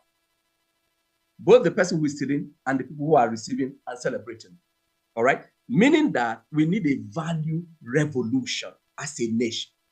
We understand that. Now, if you have a people who have no sense of honor, first and foremost, and do not have capacity to realize to understand or to have premonition, for their future and understand the consequences of their actions. Now, that is a major crisis situation. Those are people who are doomed. So the first thing is that the average Nigerian must come to himself to realize the danger and implication of what we are doing, okay, and the threat to our collective survival and our future. That's the first place. So there has to be a revolutionary action, and this revolution, I'm not talking about fiscal or violent revolution, because for me, I don't believe in that, because you never can tell where it will get to. But I'm talking about sensible, intelligent revolution that is intrinsic, that is inherent, that is a decision by each and everyone as a nation, as a people, to say, you know what, we can't continue like this, all right? So we must have to redeem ourselves. We must challenge our sense of values. We must restore our sense of dignity and honor and quest for significance as a people, all right? So that is the first place. Now I don't know what time we have left. I would have. All right. Now, when as a young lawyer, I was going to pay for stamp duties to register a company for my client. And as I approached the FIRC premises in Tinubu Square then, I remember. And here was my colleague and my friend who saw me right at the gate. I mean, those days, I had 70,000 naira. Yeah. I think the highest denomination of money then was either 100 naira or 200. So 70,000 naira is a whole lot of money. Okay. And then you have to carry it cash, because if you want to go and pay it into the system, they're going to frustrate you. They will delay you for 3 months to confirm that they have received the money so that they can collect the cash. So the problem of Nigeria, like I said, didn't start today. Now, you know what my friend told me? He said to me, Alika, so what are you carrying? Oh, I said it's money. Oh, you're going to pay for stamp duty? I said, yes. He said, come now, let me excitedly, or enthusiastically. He said, come, let me show you, let me introduce you to one of my guys. And you just give them like 40% or 45% of the money, you take the rest. I said, really? Why? How? He said, yeah, they'll give you receipts. I said, what receipts are they going to give me if they're not going to account for the money? He said to me, oh, yeah, He said, anyway, for if you want to know, the last 18 years, Nigeria's federation account has not been audited. So I say, really? And that was a shock for me. I said, so it's now free for all, as it were. He said, yes. I said, okay, well, I mean, I'm not saying I'm an angel, but at least I understand honor. And I said to him, oh boy, I have someone that audits my conscience, that I'm not ready to do that. And I said to him, listen, I pray for my nation. I love my nation. So how can I be praying and building and then pulling it down at the same time? You know what he told me? He said, listen, if you give them the whole money or you share it with them, they will eat it anyway. And he walked away. Now, this is a citizen not realizing what he's saying. And I can tell you, most of us who are complaining today is because we are not in the system. Give opportunity to the average Nigerian. He's going to compromise. So it's an identity challenge. So that's what brings me to the place of this moral revolution.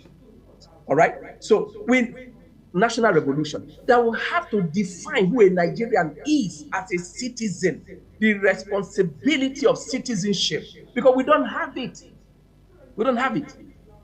All right? So now that brings me again to the question of leadership.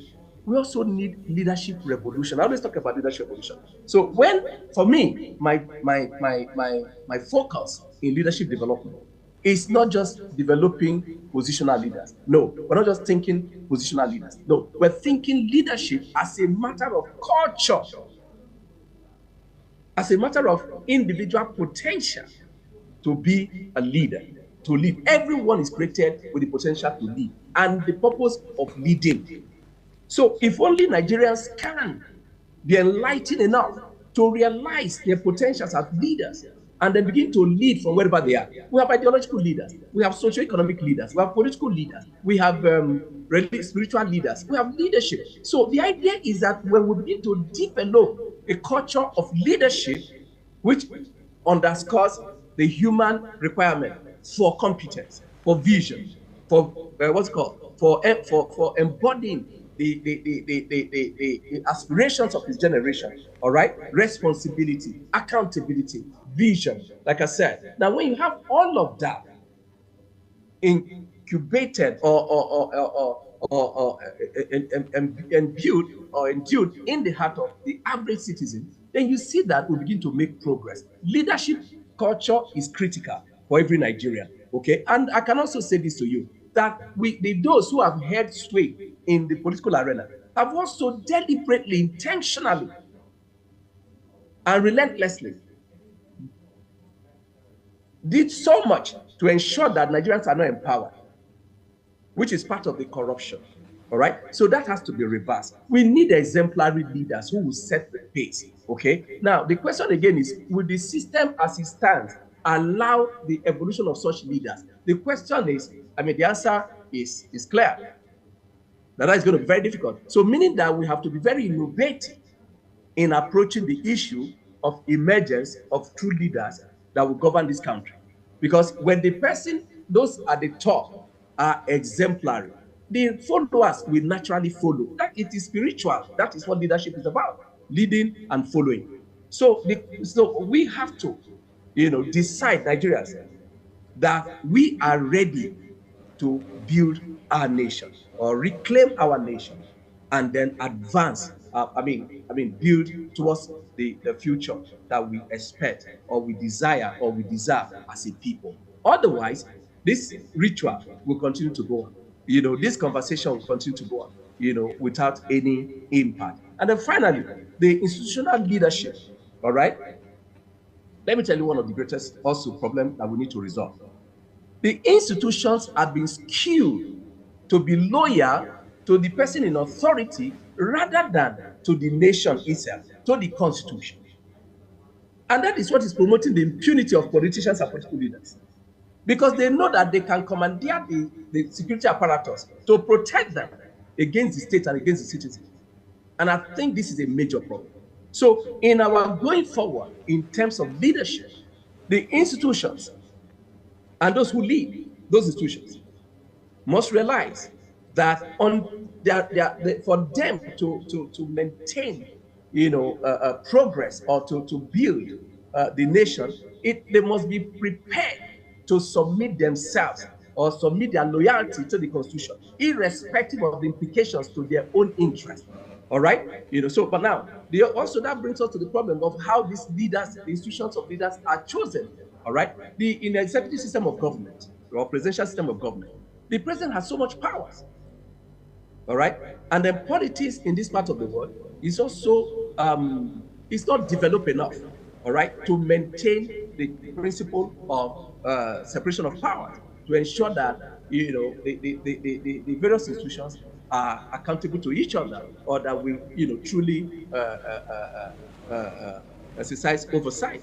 All right, if you look at what happened in National Assembly some few months ago, when the president came to, I think, to present that was 2024 budget. All right, and look at the song that was being sung inside the National Assembly. So a lot has to be done. We need institutions that are subject to the Constitution, that are responsible to the people, that are loyal to the Constitution and to the state, rather than to the president or to an individual or to the governor. So until we do that, we'll continue to go around in circles. That is the problem. So overall, we are we're talking about real national evolution, nation with capacity for self-determination and self-actualization. As it is right now, we don't have it. So in summary, I am hoping and I am believing, and I'm part of it. This is what I've decided to do, that we must begin to raise leaders. We must begin to build exemplary leaders strategically towards, taking responsibility for this country. Because if we don't do it, nothing is going to happen by chance. Like I said, I'm 100% sure that the system has no capacity to correct itself. So meaning that the solution is going to come from outside, from you and I, to the media, to the civil society, to the opinion holders, to spiritual leaders, all right, and so on and so forth. And I think we have a future. Despite all I've said, I can tell you that I have faith and I still have hope that this country will definitely rise, to take his place and fulfill his destiny. Nigerians are very powerful people. The problem we have is the problem of, the conflict between self-interest and collective interest. And I think that is where we have not evolved into, and that is what we must focus on. Thank you so much. All right, that's how much we're going to take on this discourse as we look at tackling and preventing mismanagement of public funds. We want to say a big thank you to the CEO of a Global Leadership Commission and Academy in the person of Benjamin Alika. Thank you for your very fantastic analysis of all the issues and challenges facing Nigeria as a country. Thank you so much. We hope the relevant agencies and government and the MDAs have had a wise word. So we'll go for a very quick break. When we return from the break, Global Money continues with another set of discussion for the growth of our great country, Nigeria. Stay with us.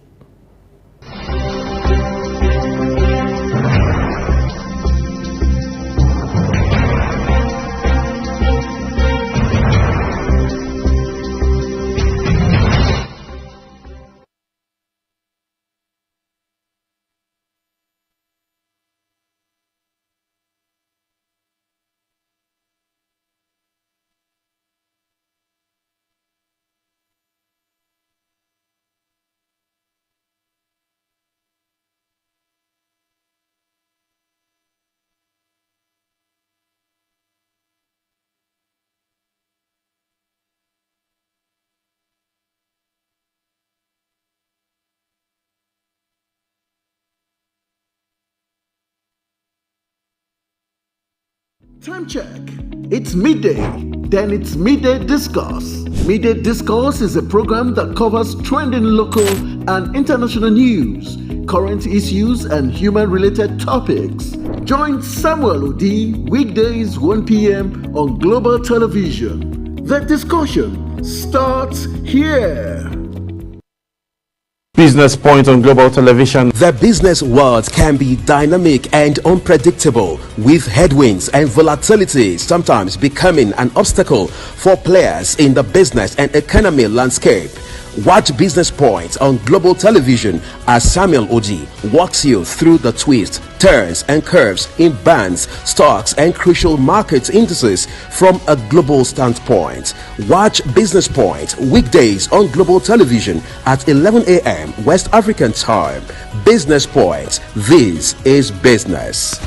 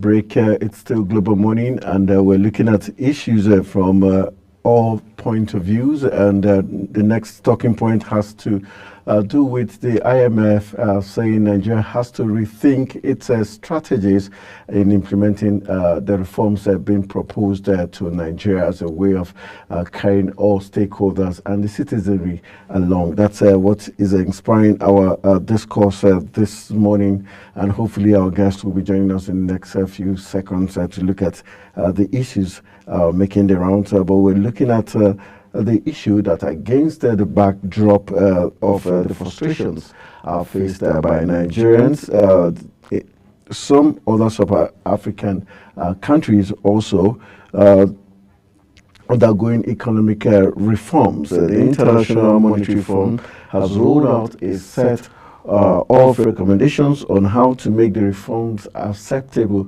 by the citizenry, and also the IMF in its latest regional economic outlook for sub-Saharan Africa report noted that the countries involved in deep reforms, including Nigeria, Ghana, Ethiopia, and Kenya, may now be experiencing what it called adjustment fatigue, while some are facing civil resistance.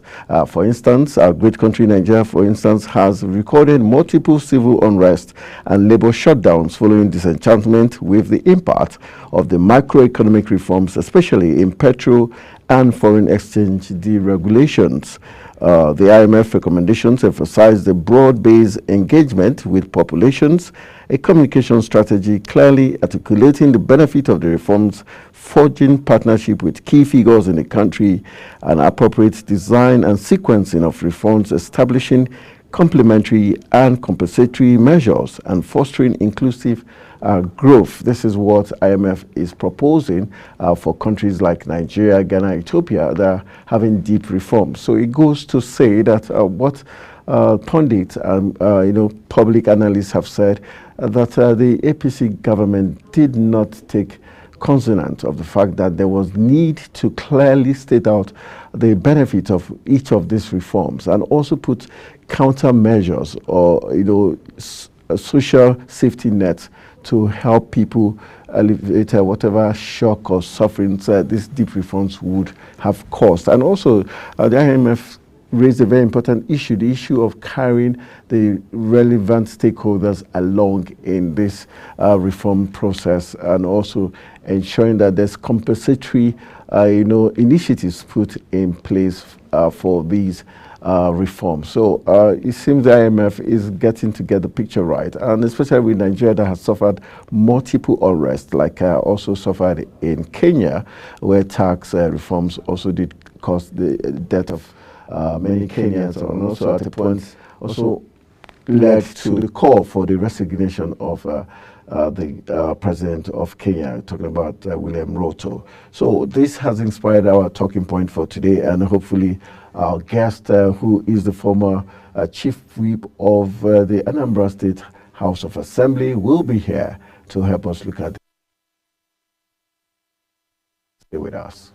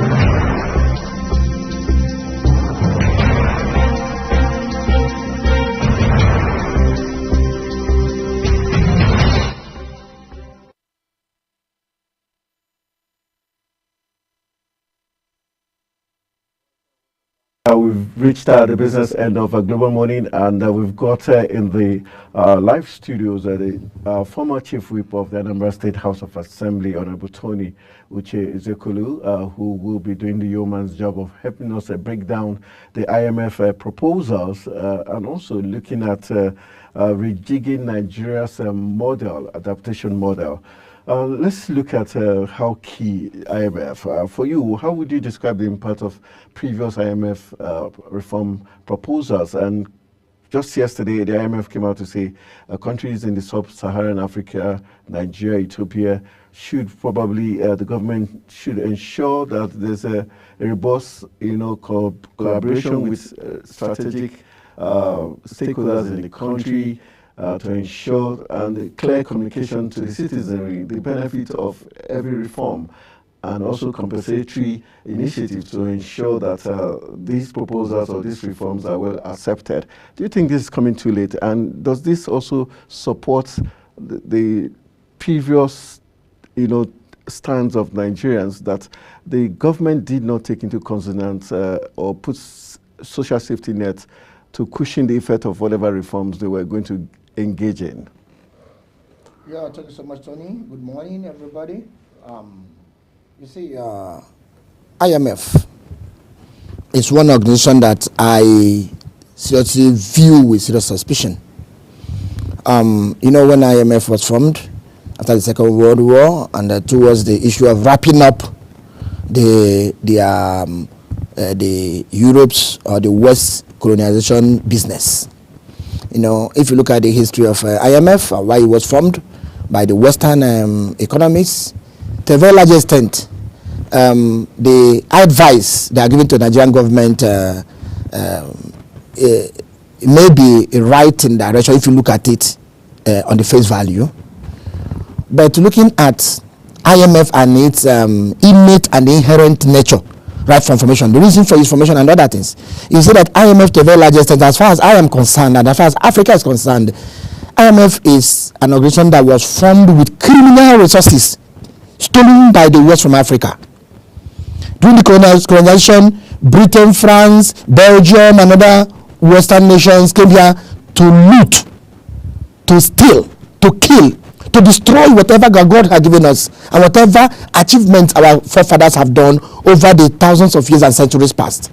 When the IMF came in, it's just a way of warehousing their own resources to still use them to continue reaping of the African countries and some other colonized nations. Now, if you look at their own advice and guidance and how they operate, look at the system of their loaning system. IMF will give Nigeria or other African countries loans at terms that are very, very unsustainable. But to other Western countries and their own allies, you see that how soft the conditions they give them in their loans. IMF actually destroyed Nigerian economy during the Babangida time, when they came in with a social adjustment program.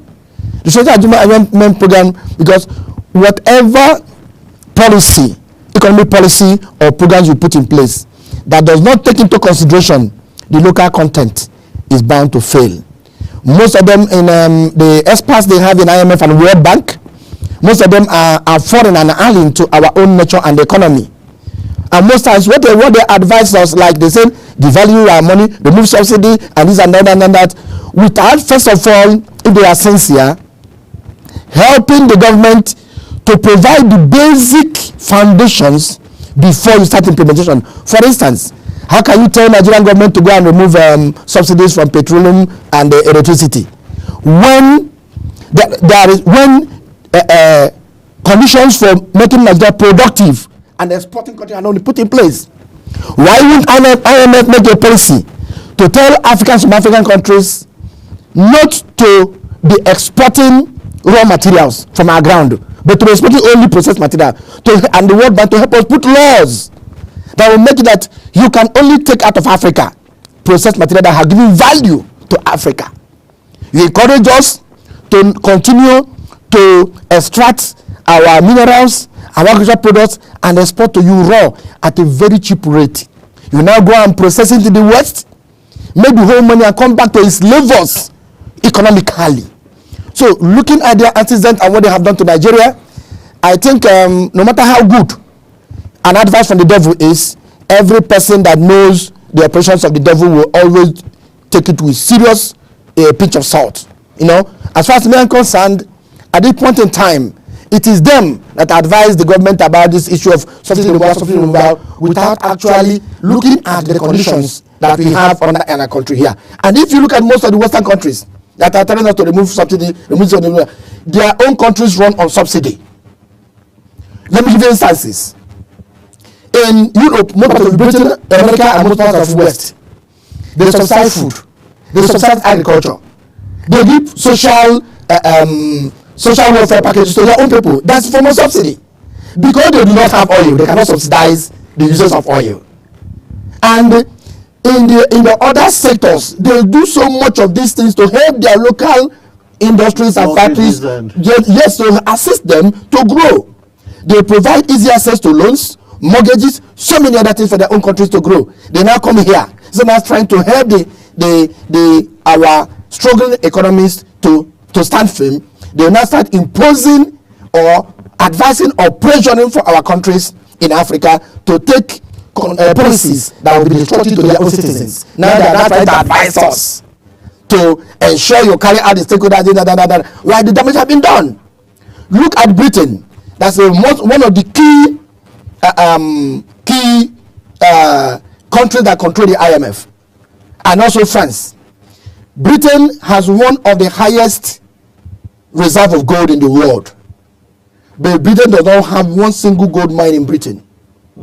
They came here, they stole our gold, they stole our diamonds, they stole our artifacts, they stole our treasures, and went to hide it in their own place. They're now higher reserve owners of gold in the whole world, while we that actually own the gold that they have stolen are poor.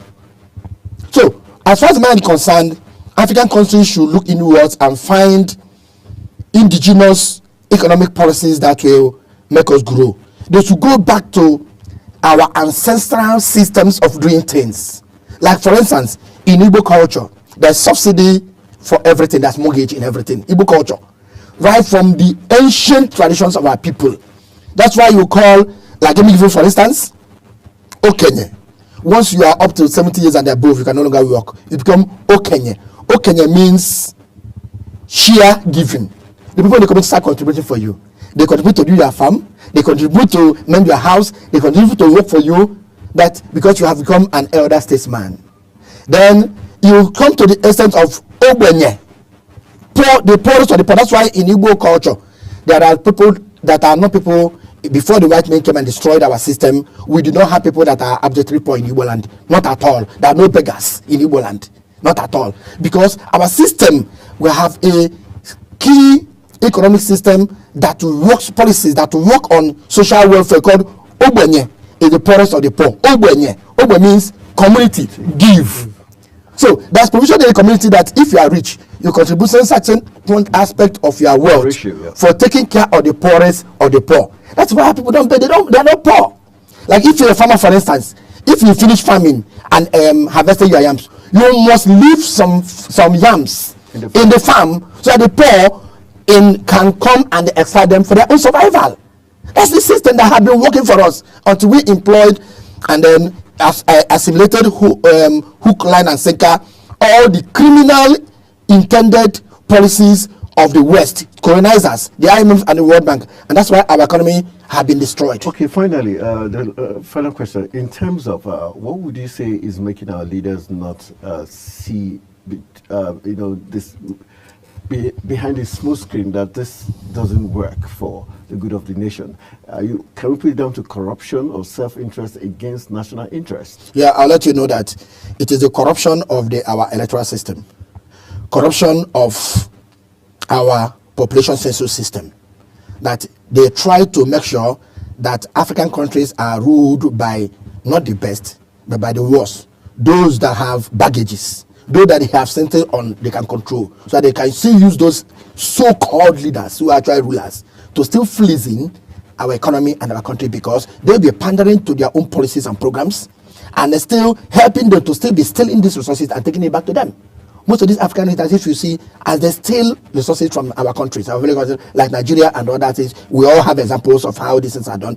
They still take it back to United States, to UK and other Western countries. So that is why they spend so much in security and intelligence in controlling who becomes leaders or rulers in different African countries, because without African resources, Europe is poor, America is poor, and they'll start begging for food. They cannot survive in space energy, in nuclear energy. They can work without Africa. Everything is what they steal from here that they use in operating it. So they put in place machineries, machineries to ensure that they continue extracting our resources directly and ensuring that those who are very progressive, pragmatic, committed leaders in Africa don't survive. That's why anytime you see someone like Jomo Kenyatta, Kwame Nkrumah, Seseko, and someone like, they kill them off. They kill them once they say that the people are committed towards ensuring that African countries grow or become self-sustaining and self-independent. Africa is the only continent that can survive without the rest of the world, because everything we need here, God has provided it here. But the rest, they must come to Africa to take one thing or the other.